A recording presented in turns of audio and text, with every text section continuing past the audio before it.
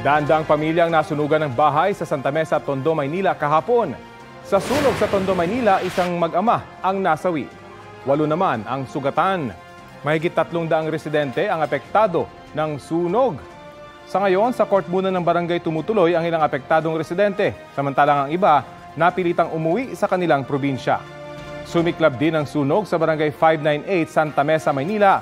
Mahigit 200 pamilya ang nawalan ng tirahan. 6 ang naiulat na sugatan at nahirapang huminga.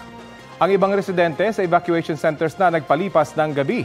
Patuloy ang pagbibigay ng tulong ng mga otoridad doon. Meron na rin nakikipag-ugnayan para mag-abot ng mga donasyong damit. Patuloy pa ang investigasyon sa sanhi ng apoy. Paalala ng Bureau of Fire Protection, i-check ang electrical wiring sa inyong bahay. Iwasan din ang octopus wiring o pag-overload sa mga saksakan. Kung maaari, mag-install ng smoke detectors. Gumawa ng plano o escape plan kung sakaling sumiklab ang sunog. Huwag ring manigarilyo sa loob ng bahay.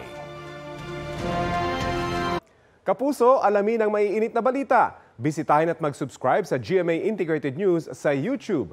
Sa mga kapuso abroad, samahan niyo kami sa GMA Pinoy TV at sa www.gmanews.tv.